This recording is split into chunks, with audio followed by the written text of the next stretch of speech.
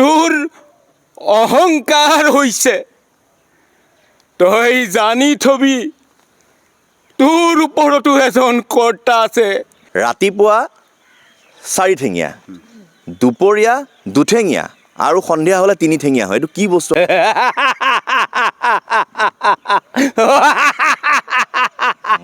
তুমি এনেদৰেই থাকা অৰুন্ধতী তুমি এনেদৰেই থাকা অৰুন্ধতী কবিতা এটা লিখিম বুলি ভাষা বিচাৰি বজাৰলৈ গ'লোঁ মনবোৰ এনেও সাধন মনবোৰ এনেও চাতন আকৌ নিদিবাচোন নিৰ্বাসন মায়াবিনী ৰাতিৰ বুকুত দেখা পালো তোমাৰ ছবি ধৰা দিলা গোপনে আহি হিয়াৰ কোণত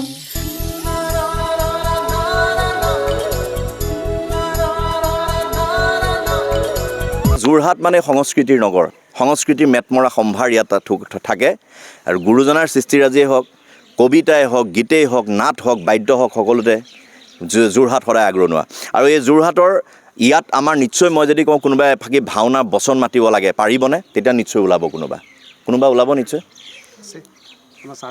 ছাৰে মাতিব ছাৰ স্বাগতম ছাৰৰ পৰিচয়টো জানি ল'ম পদ্মেশ্বৰ কাটনি ডিপাৰ্টমেণ্ট অফ পলিটিকেল ছায়েন্স নিশ্চয় মই পোনে পোনে ভাওনালৈ যাব পাৰিম নেকি অকণমান কাৰণ ভাওনা বুলি কোৱাৰ লগে লগে এতিয়াতো সুখী হ'ব এইবাৰ শেহতীয়াকৈ তেখেতে কংসৰ চৰিত্ৰত অভিনয় কৰি আহিছে গতিকে কংসৰ এফাকি এটা হাঁহিৰ সৈতে সেইটো এক্সকিউজ মিৰ ভাগ্য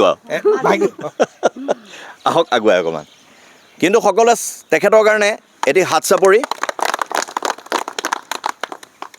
এগৰাকী গাঁৱত ব্যক্তি আছিলে তেওঁৰ নামটো কোনেও নাজানে কিন্তু তেওঁ কংসৰ ঘৰ বুলি ক'লে দেখুৱাই দিব পাৰে এইটো কংসৰ ঘৰ আৰু এগৰাকী আছিলে তেওঁ তেওঁৰ নামটো কোনেও নাজানে কিন্তু ভাওনাৰ বহুৱাগৰাকীৰ ঘৰ বুলি ক'লে তেওঁৰ ঘৰটো সকলোৱে চিনি পায় তেনেকুৱা এটা চিনাকি সকলোৱে থাকে মোৰ আপুনি পৰিচয়টো দিওঁতে তেনেকুৱা মনত পৰিছে যে দেখিও লাগিছে মোৰ আশা যে দুৰ্দান্ত অভিনয় আপোনালোকক হাঁহিৰ খোৰাক নহয় তেওঁৰ এটা নতুন ৰূপক ইয়াত উন্মোচন কৰিব ধন্যবাদ দুৰ্দান্ত বুলি নকওঁ আমাৰ দীপেন নাথ ছাৰে কোৱাৰ দৰে সদ্যহতে মই ৰাস কৰি আহিছোঁ মাজুলীত হয় হয় তাৰে এটা ভাল লগা চিন মই কৰিব খুজিছোঁ যেতিয়া আজিকালি জানেই যে পুত্ৰই পিতাক কেনেকুৱা ধৰণে হেৰি কৰে আশ্ৰয়গৃহত এৰি থৈ আহে অৱহেলিত কৰে উগ্ৰসেনৰ চিনটো মোক খুবেই ভাল লাগে আৰু কৰিও ভাল পাওঁ তাত কেটচিং আছে নাৰদ আৰু উগ্ৰসেন আৰু কংসৰ মাজত খুব ভাল লাগে সেইটো চিন তাৰে শেহৰটো চিন মই কৰিব খুজিছোঁ উগ্ৰসেনক শেহৰ পৰ্যায়ত উগ্ৰসেনে যেতিয়া কয় কংস তোৰ অহংকাৰ হৈছে এই অহংকাৰৰ কাৰণে তোৰ এদিন পতন হ'ব জানি থবি তই পৃথিৱীত এজন ঈশ্বৰ আছে আমাৰ ওপৰত কৰ্তা এজন ঈশ্বৰ আছে হ'ল প্ৰথম মই উগ্ৰসেনৰ কথাটো ক'ম তাৰপিছত কংসৰ কথাটো নিশ্চয় হ'ব হ'ব কংস ইফালে আছে উগ্ৰসেন কংস তোৰ অহংকাৰ হৈছে তই জানি থবি তোৰ ওপৰতো এজন কৰ্তা আছে এজন ঈশ্বৰ আছে ঈশ্বৰ মই নামানো পিতা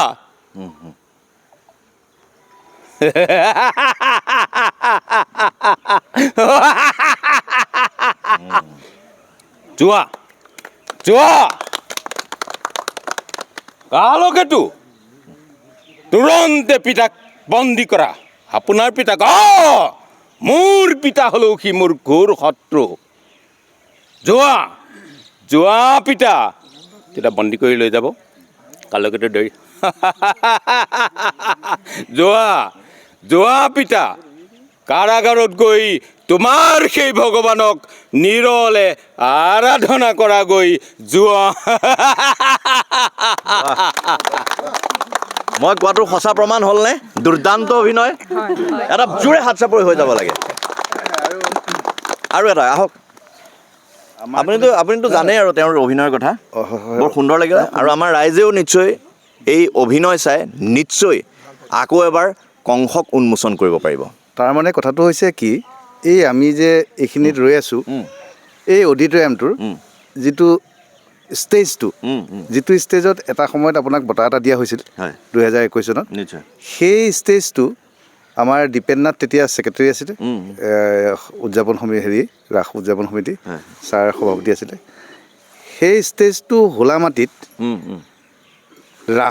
ৰাইজৰ বৰঙণি আৰু বিভিন্ন হেৰিৰ পৰা আহিছে 3বাৰ ৰাস পাতি সেই ষ্টেজটো পাতিছিলোঁ চিনেমাৰ কলেজত অসমত বোধ কৰোঁ অডিটৰিয়ামৰ ষ্টেজটো ৰাস পাতি 3বাৰ ৰাস পাতি ষ্টেজ বনোৱা কলেজ বোধ কৰোঁ চিনেমাৰ কলেজতে হয় নেকি মোৰ এটা ৰাস শেষ হৈ যোৱাৰ পিছতো ৰাসে কিবা এটা দি থৈ গৈছে ঠিক একেদৰে আৰু আমাৰ চিনেমাৰ মহাবিদ্যালয়ত প্ৰতি বছৰে আমি ভাওনা পাতি আছোঁ ছাত্ৰ একতা সভাই পাতে কেতিয়াবা আমাৰ হেৰিও হয় কাৰোবাৰ কোনোবাই দিয়ে গৃহস্থালীও দি দিয়ে এনেকৈ আমি জানি সুখী হ'ব 19 চন আৰু 20 চনত আমি দুবাৰকৈ ৰাসৰ অসম ভিত্তিত দৃশ্যাংক প্ৰতিযোগিতা পাতিছিলোঁ ভাওনাৰ দৃশ্যাংক প্ৰতিযোগিতা পাতিছিলোঁ আৰু দৃশ্যাংকৰ যিটো কনচেপ্ট সেই কনচেপ্টটো আমাৰ ডক্টৰ দীপেন নাথে এই কথাটো তেওঁৰ নিজৰ ধাৰণাৰ পৰা আহিছিলে তাৰপিছত প্ৰথমে আমি পূৰ্ণাংগ চিন্তা কৰিছিলোঁ পূৰ্ণাংগটো নহ'ব বোলো দৃশ্যাংগ পাতোঁ এটা দৃশ্যাংগ আৰু আমাৰ কলেজৰ এটা বৈশিষ্ট্যটো আছে কি চিনেমাৰ কলেজত প্ৰায় 200-300 প্ৰায় ছেমিনাৰ হৈ গ'ল সেই ছেমিনাৰখিনি আজিলৈকে আমাৰ কলেজত বাহিৰৰ কাৰিকৰ অনা নাই চিনেমাৰ কলেজৰ পাৰ্মানেণ্ট কৰ্মচাৰী হেৰি পুষ্প গগৈ নেতৃত্বতে হৈ আছে বহুত ধন্যবাদ তেখেতৰ কাৰণে এটা হাত চাপৰি হৈ যাওক বহুত ধন্যবাদ আপোনাক আমাৰ কলেজত সেই কথাটো আজিলৈকে সেইটো এটা ইউনিক বুলিয়ে কৈছোঁ কাৰণ আন এনে কাৰিকৰ আনে আজি ৰিচেণ্টলি আমাৰ যিটো প্ৰগ্ৰেম হৈ গ'ল প্ৰায় 200 বৰ ধুনীয়া বনায় আৰু লগতে এই সুৰেণ গগৈহঁত আছে এনেকৈ আমাৰ এই সদায় ভাতৰ দায়িত্বটো সদায় খানাৰ যিটো দায়িত্ব আমাৰ যিটো আপ্যায়নৰ দায়িত্ব সময়ত ডক্টৰ ৰূপজ্যোতি দত্তক দিওঁ তাৰমানে কলেজত আমাৰ কলেজত এইটো বস্তু কি মই ডক্টৰেট হয়নি মই প্ৰফেচাৰ হয়নি এই শব্দটো নাই আমি এটা সংগঠিত ৰূপত কাৰণ মই শিক্ষকসকলক সদায় কওঁ যে মানে খাদ্যৰ দায়িত্বটো তেখেতক এবাৰ দেখুৱাই দিব এইজন কেতিয়াবা আমি আহিলে যাতে আমাৰ সুবিধা হয় ডক্টৰ ৰূপজ্যোতি দত্ত কেতিয়াবা আমি আহিলে আমাৰো সুবিধা হ'ব ডেফিনেটলি আমাৰো হ'ব ধন্যবাদ গতিকে এইখিনি কথা আমাৰ উদ্দেশ্যটো হৈছে 60 বছৰলৈকে আমি ইয়াত থাকিম 60 বছৰৰ পিছত আকৌ আমি জ্যেষ্ঠ নাগৰিকলৈ ৰূপান্তৰ হ'ম গতিকে আমি এটা পৰিয়ালৰ যোগেদি এই মহাবিদ্যালয়খন চিনেমাৰ বুকুত নহয় অসমৰ বুকুত নহয় ভাৰতবৰ্ষৰ উচ্চ শিক্ষাৰ বুকুত নতুনকৈ আৰু নতুন চিন্তাৰে উন্মোচন কৰিব পাৰোঁ নেকি আপোনালোকৰ শুভেচ্ছাৰে সেইখিনিয়ে আমি আগবাঢ়ি যাবলৈ প্ৰতিশ্ৰুতিবদ্ধ আপোনাৰ কথাৰে মোৰ মনত পৰি গ'ল এটা কথা যে ৰাতিপুৱা 3-4 ঠেঙীয়া দুপৰীয়া 2 ঠেঙীয়া আৰু সন্ধিয়া হ'লে 3 ঠেঙীয়া হৈ যায় কোন হয় বাৰু ৰাতিপুৱা 4 ঠেঙীয়া দুপৰীয়া 2 ঠেঙীয়া আৰু সন্ধিয়া হ'লে 3 ঠেঙীয়া হয় এইটো কি বস্তু আচৰিত বস্তু কি হয় আপোনাক আৰু দিব নোৱাৰি নেকি কেইটা হ'ল আপুনি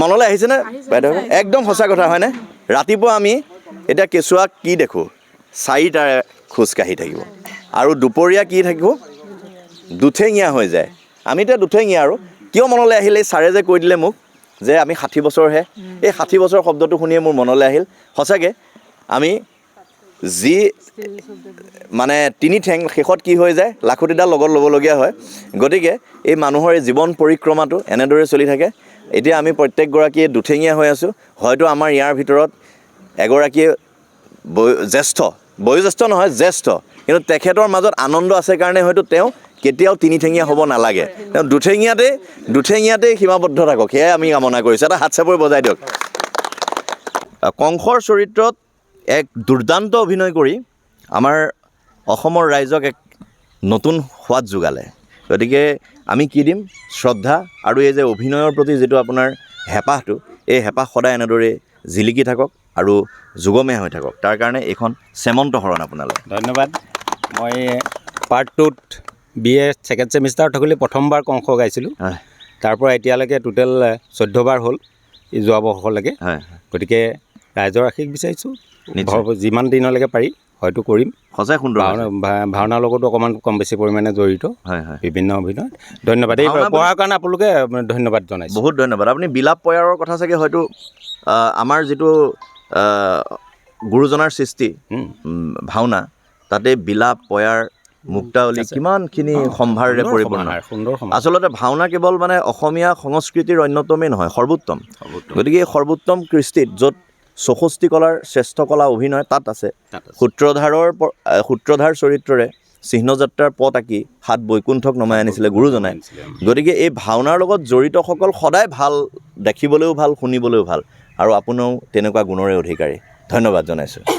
এতিয়া আমি চশমাযোৰক দিব লাগিব। চশমা কোনে ক'লে মই পাহৰিয়ে থাকিলোঁ নহয়। বাইদেউক দিব পাৰি না ছাৰ? দিবি নেকি ভাই? মই দি দিওঁ আৰু বাইদেউক এটা উপহাৰ। পাৰিলে আমাৰ কলেজত সকলোকে দিলেহে ভাল পাওঁ। সকলোকে দিলে সেই সকলোকে দিবলৈ মই নিশ্চয় আকৌ এবাৰ আহিম, আৰু আপুনি মাতিব লাগিব এদিন। সকলো সুবিধা কৰি দিব লাগিব। সকলোকে দিয়া কথাটো সেইটো ডাঙৰ কথা নহয়। আজি যে আপুনি আহিলে, আপুনি যে আহিলে সকলোকে দিয়া নিচিনা লাগে, তাতকৈ বেছিকৈ দিয়া নিচিনা লাগিছে। বাহ বাহ বাহ।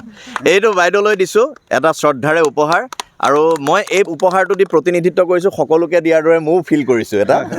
গতিকে বাইদেউৰ কাৰণে এটা হাত চাপৰি হ'ব লাগে। আৰু নিশ্চয় ইয়াত শিক্ষকতাৰ উপৰিও বহু প্ৰতিভা হয়তো তেওঁলোকৰ আছে। গান গোৱা বা বজোৱা। ইতিমধ্যে আমি গীটাৰৰ কথা ওলাইছিলে। কোনে বজায় গীটাৰ? এই গীটাৰ বুলি কোৱাৰ লগে লগে এটা ভাল লাগে, এই guitar can change the world. কোনে কৈছিলে? পল ৰবচনে কৈছিলে এখন পৃথিৱীখনকে সলাই দিব পাৰে গীটাৰ। আৰু আপুনি গীটাৰ বজায়? মই গীটাৰ বজাওঁ। গীটাৰটো মোৰ স্কুলৰ পৰা। আৰু গায়ো নিশ্চয়? গাওঁ, কিন্তু মোৰ কণ্ঠটো ইমান সুললিত নহয়। মানে ভাওনা কৰিছিলোঁ। কবিতা নুশুনিলে বেয়া লাগিব ন? কবিতা এইখনৰ নাম কি ক'লে? কাব্য ক্ষেত্ৰত যদি এটা কবিতা নহয় আধৰুৱা। এতিয়া আপুনি উলিয়াই লওক। আৰু কোনোবা আছে নেকি কবিতা মনত আমাৰ ইয়াত? কওকচোন কি ক'লে?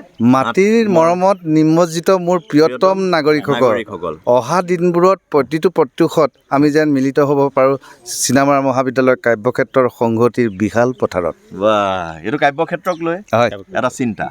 সুন্দৰ। আহিল আপোনাৰ কবিতা? লগতে কওঁ, আমাৰ লাইব্ৰেৰীৰ যিটো গীতটো তেওঁলোকে সুন্দৰ। কবিতাটো শুনি লওঁ। কবিতা মানে আমাৰ যোনখন যুগবাৰ্তা আছে তাতে প্ৰকাশিত হৈছে কবিতাটো। মই সেইটোৱে মনত আছে, সেইটোকে উলিয়াই লৈছোঁ প্ৰথমতে। মোৰ নিজস্ব কবিতা। তুমি এনেদৰেই থাকা অৰুন্ধতী, তুমি এনেদৰেই থাকা অৰুন্ধতী, প্ৰতি বসন্তত কুহি মেলা, প্ৰতি ফাগুনে উৰাই নিয়ে মোৰ খেয়ালি আশা।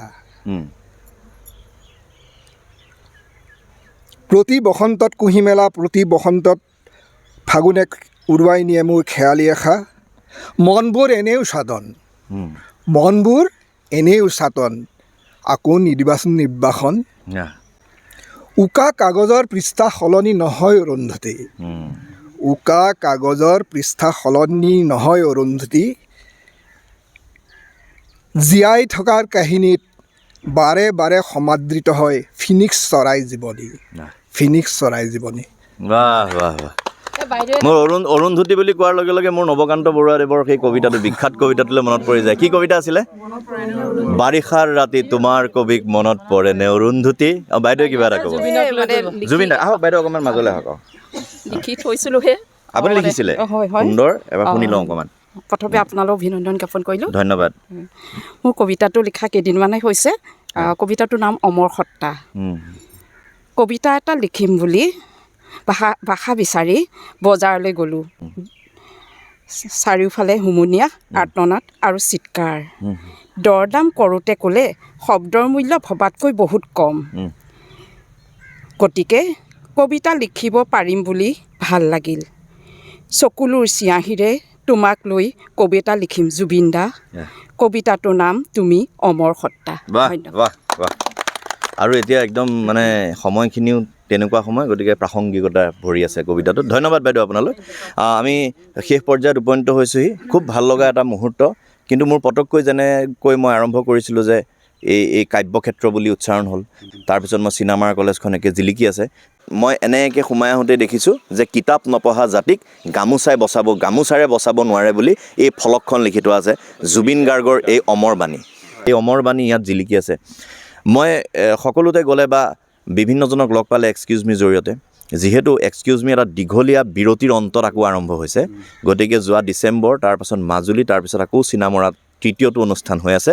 গতিকে এই অনুষ্ঠানতো মই জুবিন দাৰ কথা নুলিয়ালে বা জুবিন দাক এবাৰ স্মৰণ নকৰিলে তেনেহ'লে এক্সকিউজ মিৰ আধৰুৱা হৈ ৰ'ব।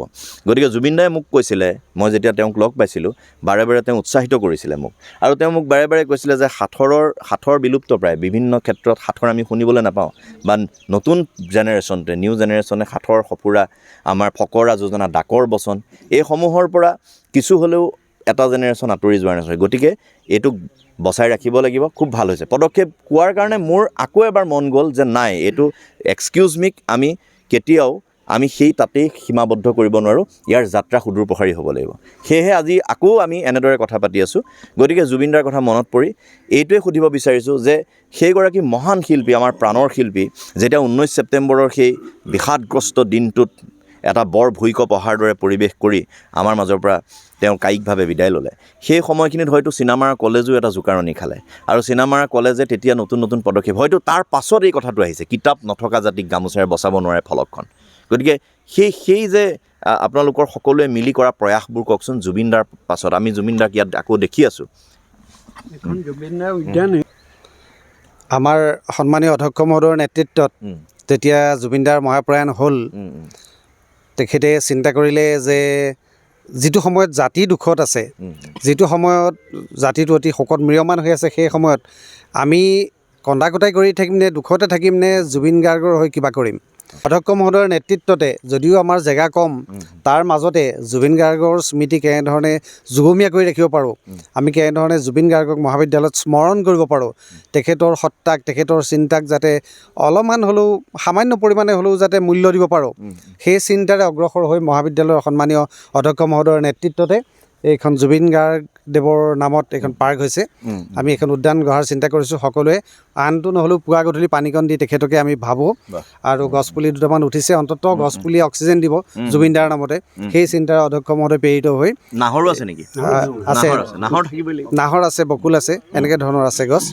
গতিকে সেইখিনিয়ে নাই, খুব সুন্দৰ। আৰু লগতে মই যিহেতু অকণমান ক'ম বুলি ভাবিছিলোঁ, গতিকে তাৰ লগতে জুবিন গাৰ্গ সম্পৰ্কে মই লিখা এটি গীতৰ মাত্ৰ এটা পংক্তি মই গাই দিম মানে গীতটো মই লিখিলোঁ, মোৰ ল'ৰাই কণ্ঠদান কৰিছিলে সেইটোত, আৰু ইউটিউবত সেইটো ইতিমধ্যে দিয়া হৈছে, হ'লেও মই লোভটো সামৰিব নোৱাৰি অকণমান গাব বিচাৰিছোঁ। ভাল লাগিব জুবিন গাৰ্গকে স্মৰণ কৰা। মই গায়ক নহয়, তথাপিও মই লোভতহে গাইছোঁ। জুবিন দা, জুবিন দা, জুবিন দা, জুবিন দা, আইৰ বুকু উকা কৰি তুমি গুচি গ'লা,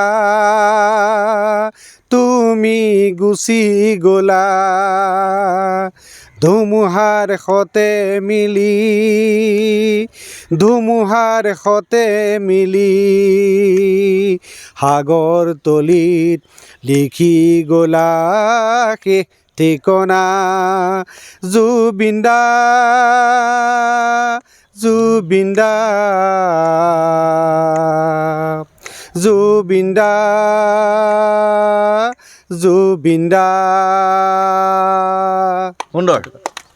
জয় জুবিন দা, জয় জুবিন দা। আচলতে কথাটো হ'ল এনেকুৱা, জুবিন গাৰ্গে বহু কৰিলে, সেইখিনি কথা আমি সকলোৱে জানে। জুবিন গাৰ্গে ডাঙৰ কথাটো কৰিছিলে কি, তেওঁ পৰিৱেশ ভাল পাইছিল, পৰিৱেশ ভাল পাইছিলে। গতিকে আমি পৰিৱেশ সংৰক্ষণৰ ক্ষেত্ৰত আমাৰ প্ৰতিষ্ঠাপক অধ্যক্ষ ছাৰে সদায় গছপুলি লগাই আছে, আৰু আমাৰ কি কৰোঁ, মহাবিদ্যালয়ৰ আমাৰ পৰিয়ালৰ কাৰোবাৰ জন্মদিনত তেওঁলোকে নিজে নিজে এটা পুলি লগায়। সেই নাওখন দেখিছেনে আপুনি? গমধৰ কোঁৱৰৰ দিনৰ 200 বছৰ আগত সেইখন যোৰহাটৰ পৰা দিছে, আমাৰ প্ৰশাসনে দিছিলে আজি প্ৰায় 10 বছৰমানৰ আগত। গতিকে এইখিনি লৈ আমি এটা পৰিৱেশ আন্দোলন সৃষ্টি কৰিব পাৰোঁ নেকি জুবিন গাৰ্গৰ উদ্যানৰ যোগেদি? তেখেতৰ গীতসমূহ কালজয়ী গীত, তেখেতৰ গীতসমূহৰ ক্ষেত্ৰত অনাগত দিনত আহিব, কিন্তু সকলো থাকিও যদি আমাৰ অক্সিজেন নাথাকে, আমাৰ বাকীখিনিতো একো নাথাকিব। গতিকে তাৰোপৰি আমি NSSৰ যোগেদি ৰাষ্ট্ৰীয় সেৱা অনুষ্ঠিতিৰ যোগেদি আমি NSSৰ বহু গছপুলি ৰুলোঁ আৰু আমাৰ মহাবিদ্যালয় NSSৰ যোগেদি এটা কাম কৰিছে আজি 80 দশকৰ যিসকল গাঁওসমূহ আছিল সেই গাঁওসমূহৰ লগত আজি 2025 চনৰ গাঁওসমূহৰ চৰিত্ৰটো কমপ্লিট বেলেগ হ'ল গতিকে সেই গাঁওখনৰ ইতিহাসখিনিক যদি ধৰি ৰখাৰ মানসেৰে 10খন গাঁৱৰ ইতিহাস আমাৰ মহাবিদ্যালয়ে প্ৰকাশ কৰিলে আৰু সম্পাদক ডক্টৰ পদ্মশ্বৰ কাটনি বহুত বহুত ধন্যবাদ এনে কথা ভুল হ'ব তাৰমানে আমি গাঁৱে গাঁৱে যে ছাৰে ক'লে অধ্যক্ষ মহোদয় গাঁৱে গাঁৱে যে আমি গছপুলি ৰোপণ কৰোঁ তাৰ কনচেপ্টটো জানি হয়তো আপুনি সুখী হ'ব ৰাইজেও অসমৰ ৰাইজেও সুখী হ'ব যে আমি গাঁৱত গছপুলিটো ৰুবলৈ যাওঁ এতিয়ালৈকে 1556টা মোৰ হিচাপ আছে 1556টা গছপুলি ৰোৱা হ'ল আমি 9টা কেম্পত তাৰ থিমটো হ'ল যে আমি মানুহঘৰক কম যে আপোনালোকৰ পিতৃপুৰুষ বা ককা আইতা কাৰোবাৰ নামটো আমাক দিয়ক আমি ফলকখন দিম আপোনালোকে গছপুলিটোৱে ফলকখনে আমি দিম কিন্তু গঁৰালটো আপোনালোকে দিব লাগিব গতিকে তেওঁলোকৰ পিতৃপুৰুষৰ নামত যদি ককা আইতাকৰ নামত যদি দিয়া হয় সেইটো তেওঁলোকে প্ৰতিপাল কৰিবই আমি বান্ধোনত সেইটো থৈ আহি গছপুলিটো আমি তাত এৰি থৈ আহোঁ আমাৰ কনচেপ্টটো আৰু সেই কনচেপ্টটো জন্মদাতা হ'ল আমাৰ শ্ৰদ্ধাৰ আনন্দ শইকীয়া ছাৰ ছাৰৰ খুব ধুনীয়া কনচেপ্ট খুব ভাল লাগিছে আমি শেষত সেইখন মায়াবিনী গাম কিন্তু মায়াবিনী গোৱাৰ আগতে চিনেমাৰ মহাবিদ্যালয়ৰ পৰিয়ালে পাপু কলিতালৈ শুভেচ্ছা জনাই কয় তুমি মোক দিয়া চিন্তাৰ বিকাশৰ পল মই তোমাক দিওঁ শব্দৰ শতদল এই দিয়া আৰু লোৱা ইয়াৰ মাজতে পাপু কলিতা আৰু চিনেমাৰ মহাবিদ্যালয়ৰ মাজত সোমাই আছে নিৰ্বিড় সম্পৰ্ক আৰু এক বান্ধোনৰ শৃংখল অনাগত অনাদি অতি চিৰকালৰ বাবে এইটোৱে মধুৰ সম্পৰ্ক একদম ধুনীয়া আৰু এটা প্ৰশ্ন যে বৰ্তমানৰ অধ্যক্ষ আৰু প্ৰতিষ্ঠাপক অধ্যক্ষৰ মাজত কি সম্পৰ্ক আছে এইটো কি প্ৰশ্নটোৰ উত্তৰটো মই চিনাকি কৰি দিওঁ নেকি কি পিতা পুত্ৰ এখন চিনেমাৰ নাম ওলাই যায় এখন চিনেমাৰ নামেৰে এটা সম্পৰ্ক আৰু সেইটো কাৰ আছে বৰ্তমানৰ অধ্যক্ষ আৰু প্ৰতিষ্ঠাপক অধ্যক্ষৰ মাজত যে যিটো কি ক'লে পৰাগ চলিহাৰ মাজতো আছিলে কিদৰে গৌৰৱ অনুভৱ কৰে আপোনাৰ নীতি আদৰ্শৰে আপোনাৰ পুত্ৰই আকৌ অধ্যক্ষৰ সেই চকীখন অলংকাৰ কৰিলে অলংকৃত কৰি আকৌ আপোনাৰ ৰাস্তাৰে গৈছে আপোনাৰ বাটেৰে মই সেই কথাটো আগতেই কৈছোঁ যে সমাজৰ লগত ভাওনা থিয়েটাৰ নাম কীৰ্তন আটাইবোৰে প্ৰসংগক্ৰমে কওঁ দীঘলীয়া নকৰোঁ এইখন মানে ভূতৰ তলি আছিলে কবিতা প্ৰকাশ পাইছিলে হেৰি এইটো কি নাম কীৰ্তন কৰোঁ আৰু এই নাম কীৰ্তন প্ৰতিষ্ঠা দিৱসত সদায় হয়েই আজি 35 বছৰে হৈ আছে অহাবাৰো হ'ব এইবাৰ বৰ ভাল পাইছোঁ মাধৱদেৱৰ জন্মতিথি 1 জুনৰ দিনাখন আৰু 1 জুনৰ দিনাখনে ক'ব নোৱাৰোঁ মানে নামঘোষা অসমৰ জাতীয় জীৱনৰ অমৃত ভাণ্ডাৰ এই গ্ৰন্থখন লিখি আছোঁ আগতে নামঘৰৰ কেইবাখনো আৰু এই মাধৱদেৱৰ বঢ়াৰ অমৃত প্ৰতিভা হেৰি বিনয় প্ৰতিভু বঢ়াৰ মাধৱদেৱ 24 তাৰিখে ওলাব সেইকাৰণে মই যাওঁ কৰি আছোঁ মই এইটো নাযাব আমি একেলগে মায়াবিনী গাই যাম আপুনিও গাব লাগিব আজি অকণমান দিয়ক আমি সকলোৱে আৰম্ভ কৰোঁ আহক আমি চিনামৰা কলেজৰ পৰা জুবিনদালৈ এটা সুৰৰ চিঞৰ মায়াবিনী ৰাতিৰ বুকুল দেখা পালো তোমাৰ ছবি ধৰা দিলা গোপনে আহি হিয়াৰ কোণত তুমি যে মোৰ শুকান মনৰ নিয়ৰৰে চেঁচা দুপাল নামি অহা ৰ'দৰে নৈ মোৰ দেহত প্ৰতিপুৱা